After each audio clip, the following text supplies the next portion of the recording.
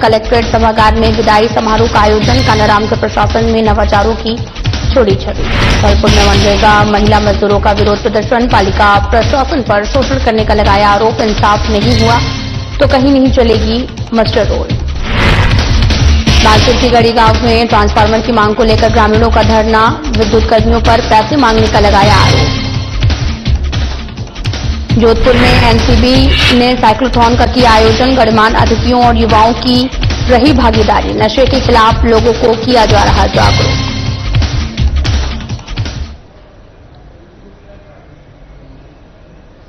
नमस्कार, मैं हूं आपके साथ अंकिता पाल। बुलेटिन की शुरुआत करते हैं। भरतपुर में आईएएस कमर उल जमान चौधरी ने कलेक्टर के पद पर और डॉक्टर टीना सोनी ने संभागीय आयुक्त का अपना पदभार ग्रहण किया है। इस दौरान सभी अधिकारियों ने उनका स्वागत किया और इससे पहले संभागीय आयुक्त का चार्ज पूर्व भरतपुर कलेक्टर अमित यादव के पास था। कलेक्ट्रेट में उनका विदाई कार्यक्रम रखा गया। कलेक्टर कमर उल जमान चौधरी ने कहा कि सरकार की प्राथमिकताओं पर काम किया जाएगा। जनता और जनप्रतिनिधियों के फीडबैक को ध्यान में रखकर काम करेंगे। आईएएस कमर उल जमान चौधरी मूल रूप से जम्मू कश्मीर के रहने वाले हैं। वे भरतपुर में इससे पहले भी रह चुके हैं। बीते दिन 62 आईएएस अफसरों की ट्रांसफर लिस्ट जारी हुई थी, जिसके बाद आईएएस अमित यादव की जगह आईएएस कमर उल जमान चौधरी को भरतपुर कलेक्टर नियुक्त किया गया था। सरकार की जो भी प्राथमिकताएं हैं, माननीय मुख्यमंत्री महोदय की जो भी प्राथमिकताएं हैं, उनके ऊपर काम करेंगे। विजन वहां से सेट होगा, एग्जीक्यूशन हम लोग यहाँ पे करेंगे और जैसा जैसा रहे पब्लिक के जितने भी फीडबैक हैं, जनप्रतिनिधियों के जो भी फीडबैक हैं, उनको साथ में लेके अपनी तरफ से प्रयास करें। हनुमानगढ़ कलेक्ट्रेट सभागार में एक भावपूर्ण और प्रेरणादायक विदाई समारोह का आयोजन किया गया। इस अवसर पर हनुमानगढ़ के जिला कलेक्टर कानाराम का सवाई माधोपुर स्थानांतरण होने पर समस्त जिला प्रशासन अधिकारीगण और कर्मचारियों ने उन्हें सम्मानपूर्वक विदाई दी। कार्यक्रम में उनकी प्रशासनिक कार्यशैली, नवाचारों और जनहित में किए गए प्रयासों की प्रशंसा करते हुए एक अनुकरणीय प्रशासनिक अधिकारी के रूप में उन्हें याद किया है। समारोह की शुरुआत भीष्म कौशिक की ओर से कानाराम के जीवन परिचय से हुई। इसके बाद पुलिस अधीक्षक और अतिरिक्त जिला कलेक्टर ने साफा पहनाकर कानाराम का सम्मान किया है। पुलिस अधीक्षक हरिशंकर ने मानस नशा मुक्ति अभियान की सफलता को जिला कलेक्टर के कुशल नेतृत्व का परिणाम बताया है और नव पदस्थापना के लिए शुभकामनाएं दी हैं।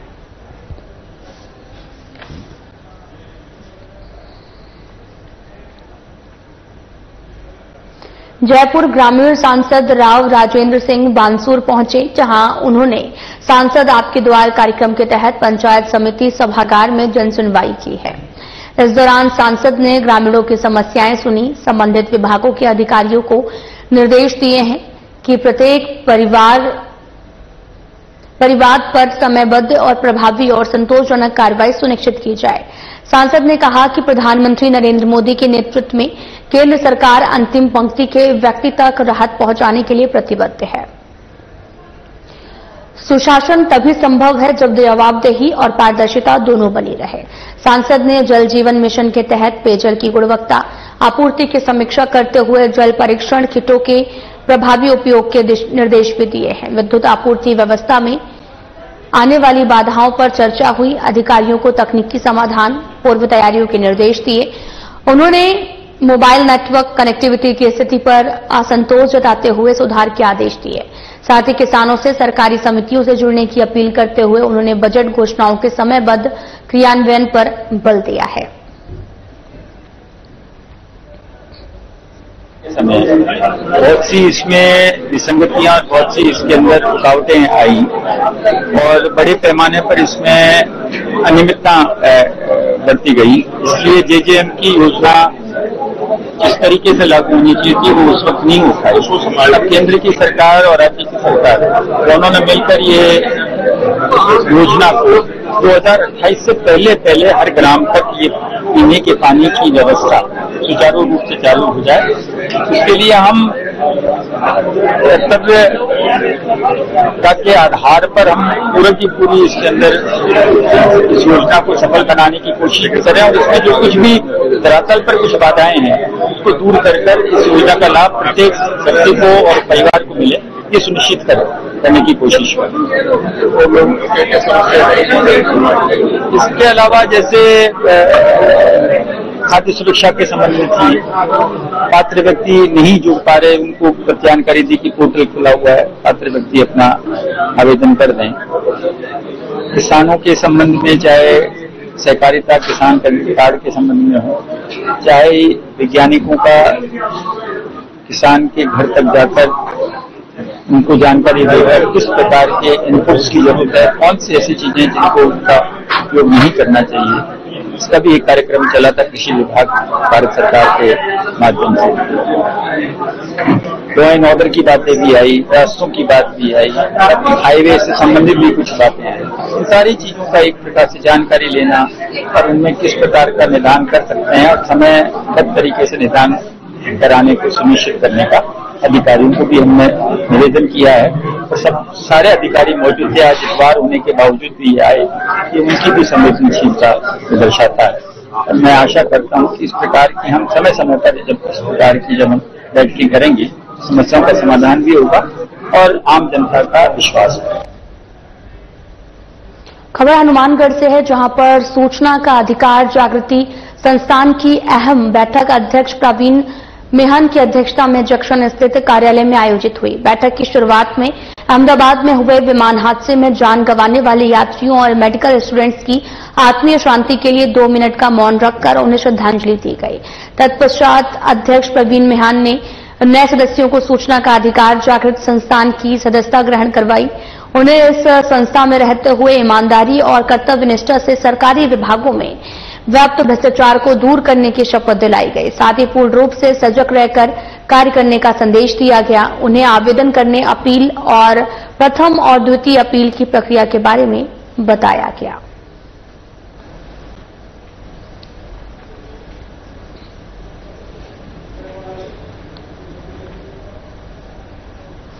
धौलपुर के बाड़े शहरी मनरेगा की कई दर्जन महिलाओं ने शहर की नगर पालिका कार्यालय में पालिका प्रशासन पर शोषण का आरोप लगाते हुए जमकर हंगामा किया।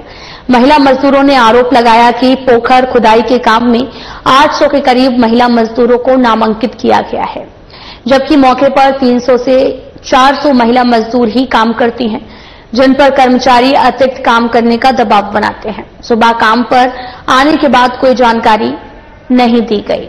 बाद में 10 बजे के करीब उनका काम बंद करवाकर छुट्टी की बात कही गई। अब उन्हें उनकी एक दिन की मजदूरी से वंचित किया जा रहा है। इसी से आक्रोशित होकर महिला मजदूर नगर पालिका कार्यालय पहुंची, जहां अधिकारों के नहीं मिलने पर उन्होंने जमकर हंगामा किया। बाद में पालिका में मौजूद कर्मचारियों ने समझा बुझाकर घर भेजा है।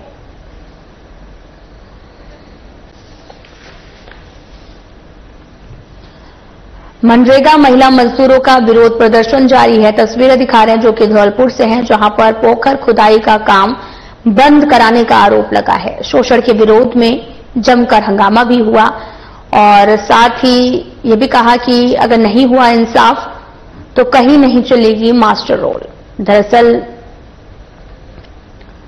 जिन कर्मचारियों को अतिरिक्त काम देने का दबाव बनाते हैं, सुबह काम पर आने के बाद कोई जानकारी नहीं दी गई। बाद में 10 बजे के करीब उनका काम बंद करवाकर छुट्टी की बात कही गई।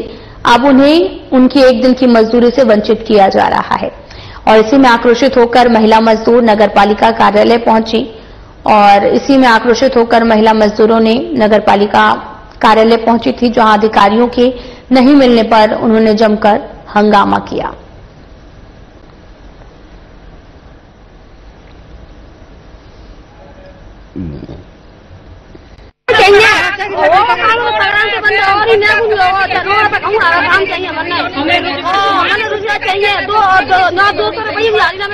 झाड़ी मिल रही है, मैंने कहा लेंगे। इस समस्या को लेकर आपने किसी अभी कोई ये नहीं बताया। मेंबर ने की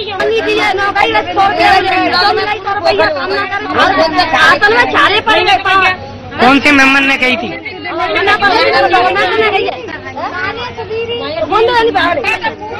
एक पोखर है और गाँव में 800 भगवती की लिस्ट है और गाँव में भगवती जाती है 300 350 का 400 के लगभग जाती है। बस ज्यादा काम हम खेचते हैं, हम तो दुकान धूप में काम करवाते हैं, 1 बजे करवाते हैं हमारे पास। हमें पसीना आता है तभी जो कहते काम करो हमें अभी नहीं मिले अभी लोग देखने जा रहे हैं, तब आगे तुम्हें जवाब देंगे कौन तुम वेट करो। आज हम सुबह के गए हैं और दोनों मिलने तीन मेंबर हैं, तीनों मेंबर ने ये कह दिया कि तुम घर को जाओ, तुम्हारी छुट्टी है। अगर हमारी छुट्टी करनी थी तो सुबह फोन करके कह देते हम नहीं आते स्टॉल पे। अब हमारी झाड़ी नहीं करी, हमें 100 अपनी आज की झाड़ी चाहिए पूरी। 100 रुपया न्यू करे, 100 रुपया झाड़ी करेंगे तो हम घर पे आए नहीं रहो तो सारी में स्टोर बंद कर दो।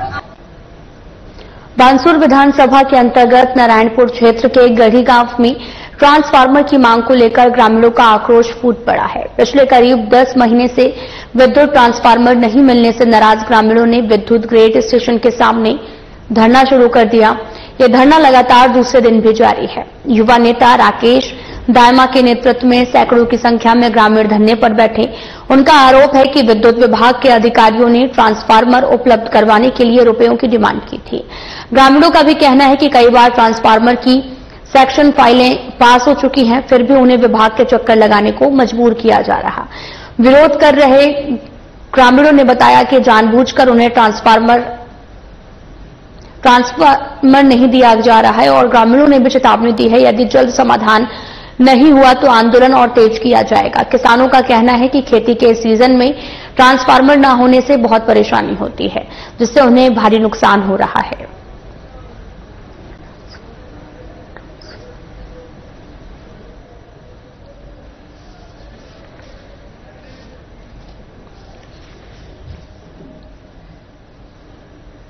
आपको बताते चलें कि ट्रांसफार्मर की मांग को लेकर ग्रामीणों का धरना प्रदर्शन जारी है।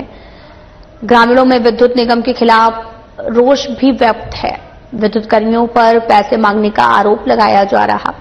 पूरा मामला बानसूर विधानसभा के अंतर्गत नारायणपुर क्षेत्र के गढ़ी गांव का है, जहां पर ट्रांसफार्मर की मांग को लेकर ग्रामीणों का आक्रोश फूट पड़ा है। पिछले करीब 10 महीने से विद्युत ट्रांसफार्मर नहीं मिलने से नाराज ग्रामीणों ने विद्युत ग्रेड स्टेशन के सामने धरना शुरू किया है।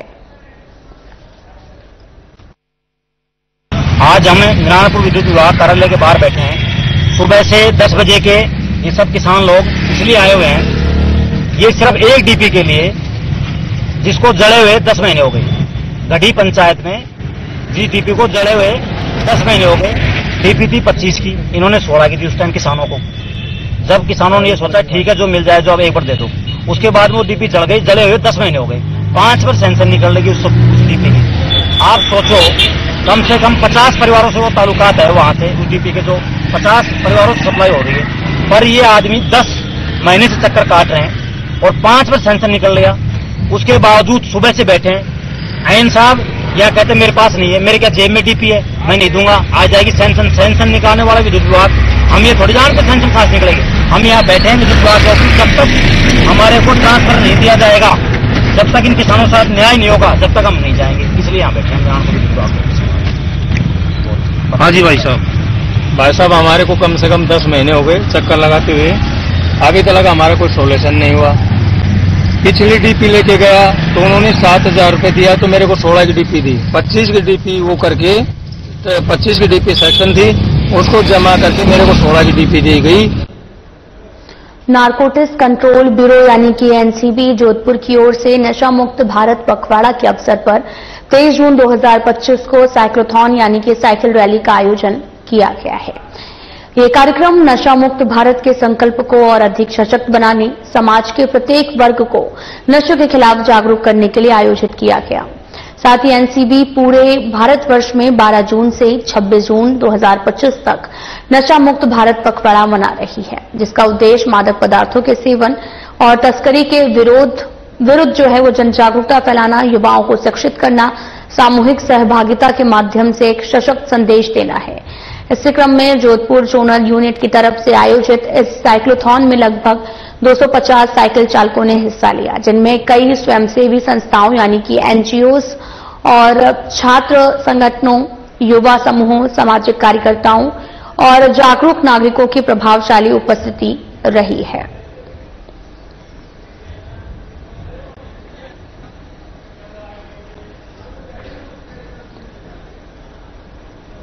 नारकोटिक्स कंट्रोल ब्यूरो यानी कि एनसीबी की तरफ से 12 जून से 26 जून 2025 तक नशा मुक्त भारत पखवाड़ा के अंतर्गत एक राष्ट्रव्यापी अभियान संचालित किया जा रहा है। इस पखवाड़े का उद्देश्य नशीली दवाओं के दुरुपयोग की बढ़ती समस्या के विरुद्ध जन जागरूकता फैलाना, समाज को शिक्षित करना, सामूहिक संकल्प को मजबूत करना और इसी क्रम में एनसीबी जयपुर जोनल इकाई के माध्यम से जन जागरूकता की दिशा में विविध कार्यक्रमों का आयोजन कर रही है ताकि युवाओं और समाज के सभी वर्गों में नशे के विरुद्ध सामाजिक चेतना का संचार किया जा रहा। इस अभियान की एक विशेष कड़ी के रूप में 26 जून को एक भव्य साइक्लोथॉन यानी कि साइकिल रैली का आयोजन किया जा रहा है। इस कार्यक्रम का उद्देश्य जनता को नशे के दुष्प्रभावों से अवगत कराना है, जन सहभागिता के माध्यम से समाज में सकारात्मक संदेश फैलाना है। सभी मीडिया मित्रों और सभी बंधुओं से मैं आग्रह करता हूं, विनती करता हूं कि 26 जून को इंटरनेशनल ड्रग्स अब्यूज डे, अंतर्राष्ट्रीय नशा तस्करी विरोधी दिवस, इस दिवस के उपलक्ष्य में अवेयरनेस के लिए एनसीबी जयपुर जोन की तरफ से 26 जून के दिन सुबह मॉर्निंग में हमारा जो नारकोटिक कंट्रोल ब्यूरो का ऑफिस है विद्याधर नगर में, वहां से एक साइक्लोथॉन का हम आयोजन कर रहे हैं, जो कि पूरे विद्याधर नगर में घूम करके जो है वापस कलेक्ट्रेट होते हुए वापस एनसीबी ऑफिस पहुंचेगा। इसमें मैं सभी एनजीओ, सामाजिक संगठन और स्वयंसेवी, यूथ और सभी मतलब जो हमारे जागरूक नागरिकगण हैं, उनसे अपील करता हूं कि इस ड्रग्स अवेयरनेस के लिए जो ये भारत सरकार की मुहिम है, जो नशे के विरुद्ध जो युद्ध लड़ रहे हैं, इस मैं आप लोगों की सक्रिय सहभागिता के लिए मैं आप सभी को सादर आमंत्रित करता हूं। खबर हनुमानगढ़ से है, जहां पर निर्दलीय विधायक गणेश राज बंसल की ओर से विश्व हिंदू परिषद के जिला अध्यक्ष डॉक्टर बत्रा को जान से मारने की धमकी का मामला अब दिनों दिन तूल पकड़ता जा रहा। विश्व हिंदू परिषद बजरंग दल ने बैठक आयोजित कर वीएचपी जिलाध्यक्ष डॉक्टर बत्रा को निर्दलीय विधायक की कथित धमकी पर रोष प्रकट करते हुए संगठन सदस्यों ने विधायक के खिलाफ कार्रवाई में ढील बरतने पर पुलिस प्रशासन के प्रति नाराजगी जाहिर की है। वीएचपी जिला अध्यक्ष को परेशान करने का आरोप लगाते हुए उनके अस्पताल की नगर परिषद में पैमाइश करवाने की निंदा की। संगठन के सभी सदस्यों ने कहा कि अगर शीघ्र ही कोई नियोजित कार्रवाई नहीं की गई तो संगठन की ओर से 25 जून को कलेक्ट्रेट का घेराव किया जाएगा। आज विश्व हिंदू परिषद बजरंग दल की जिला बैठक का आयोजन किया गया है। जैसा कि आपने पिछले दिनों देखा होगा कि हनुमानगढ़ शहर के एक निर्दलीय विधायक के द्वारा एक दुस्साहसपूर्ण कार्य करते हुए अंतर्राष्ट्रीय स्तर के संगठन के जिलाध्यक्ष को जान से मारने की धमकी देना, उनका परिवार उजाड़ना और आर्थिक और मानसिक रूप से परेशान करने का प्रयास किया गया था। पिछले 5-7 दिनों से संगठन के पदाधिकारी अपने प्रशासनिक स्तर पर और सांगठनिक गतिविधियों के आधार पर इस मामले को सुलझाने का प्रयास कर रहे थे, परंतु हद तो तब हो गई कि एक निर्दलीय विधायक के कहने पर स्वास्थ्य विभाग की टीम, सीएमएचओ वगैरह और नगर परिषद की टीम यहाँ उनके निजी हॉस्पिटल में पहुंची, जिसका निर्माण काफी समय पहले हो चुका है। और आज उनको याद आता है कि अवैध है, उनको तोड़ने का जो दुस्साहस करने का जो प्रयास किया गया उसके विरुद्ध में संगठन ने एकजुट होकर के आज जिला बैठक का आह्वान किया था। जिला बैठक हुई है। जिला बैठक में ऐसा हुआ है कि विश्व हिंदू परिषद के कार्यकर्ता किसी से डरने वाला नहीं है, किसी से दबने वाला नहीं है। इसका पुरजोर तरीके से सड़कों के ऊपर उतर करके विरोध किया जाएगा। पूरा संगठन जिले का और प्रांत का और केंद्र का साथ के साथ में खड़ा हुआ है, मजबूती के साथ।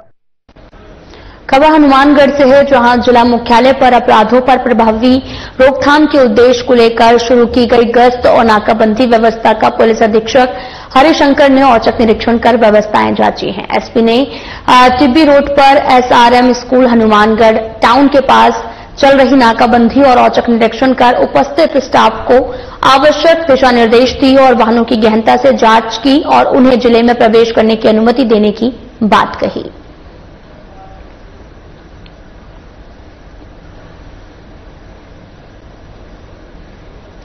पंडित दीनदयाल उपाध्याय अंत्योदय संबल पखवाड़ा आज से शुरू हो गया है, जो 24 जून से शुरू होकर 9 जुलाई तक आयोजित होगा, जिसमें कई विभागों की 63 गतिविधियां आयोजित की जाएंगी। उन्होंने बताया कि निर्धारित दिवस के अनुसार ग्राम पंचायत मुख्यालय पर सुबह 9:30 बजे से शाम 5:30 बजे तक शिविर का आयोजन किया जाएगा। इस पखवाड़ा के सफल क्रियान्वयन के लिए अतिरिक्त जिला कलेक्टर दिनेश चंद्र धाकड़ को संपूर्ण गतिविधियों के लिए जिला नोडल अधिकारी, संयुक्त निर्देशक को तकनीकी नोडल अधिकारी नियुक्त किया गया है।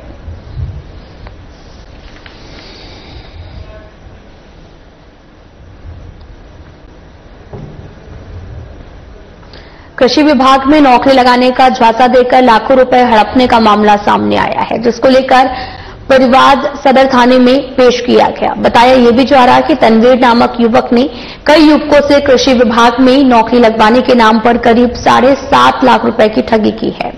बताया यह भी जा रहा कि युवक तनवीर ने वाल्मीकि समाज के कई युवकों को झांसा दिया। पुलिस ने पीड़ितों के परिवार के बाद में तनवीर की तलाश में कई जगह दबिश दी है।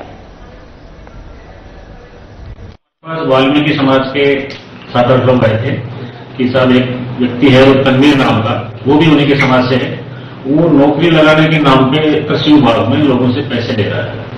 तो पता किया तो हमारे सामने ये जानकारी आई कि वो 7-8 लोगों से नौकरी कृषि विभाग में लगाने के नाम पर पैसे ले चुका है। तो इस पर हमने एफआईआर दर्ज की है और अग्रिम कार्रवाई कर रहे हैं। अभी तक हमारे पास जो लोग बाग आए हैं इस हिसाब से हमने एफआईआर उनसे ली है। अब तक सामने आ रहा है कि कम से कम 60-70 लाख रुपए लोगों से, कई लोगों से ले चुका है। अपने ही आश्रम में नाबालिग से रेप के मामले में आजीवन कारावास की सजा काट रहे आसाराम पुणे में आयुर्वेदिक अस्पताल में इलाज करवाकर जोधपुर लौट आए हैं। उसकी झलक पाने के लिए समर्थकों की भीड़ एयरपोर्ट पर उमड़ पड़ी। आसाराम यहां से सीधा अपना आश्रम चला रहे हैं। आसाराम को राजस्थान हाईकोर्ट से 30 जून तक अंतरिम जमानत मिली है। वो इलाज के नाम पर पुणे गया था और जहां से दोपहर में विमान मार्ग से लौटा और इस दौरान जोधपुर एयरपोर्ट पर आसाराम के भक्त भी मिलने के लिए पहुंचे।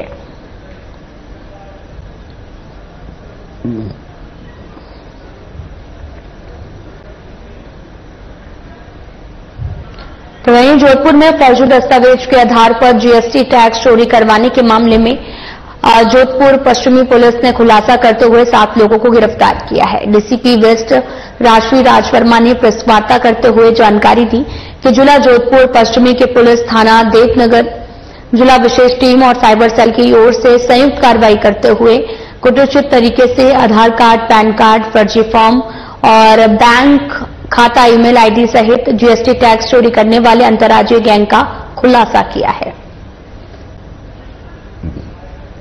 हमारे पास एक इनपुट आया था कि कुछ मित्र संचालक जो है वो फर्जी तरीके से आधार कार्ड बना रहे हैं और उसका दुरुपयोग किया जा रहा है आगे और अपराध करने के लिए। तो इस सूचना पर इन संचालकों को चिन्हित किया गया, इनसे पूछताछ की गई और पिछले करीब 5-6 दिन हनुमानगढ़ के तलवाड़ा थाना क्षेत्र में हुई चोरी का पुलिस ने खुलासा कर दिया है। पुलिस ने 3 आरोपियों को गिरफ्तार किया। इनके पास से चोरी में इस्तेमाल की गई डस्टर कार भी बरामद हुई है। मामला 9 जून 2025 की रात का है और बुरहानपुरा के वार्ड नंबर 14 निवासी रूपराम मेघवाल के घर पर अज्ञात चोरों ने ताला तोड़कर चोरी की घटना को अंजाम दिया।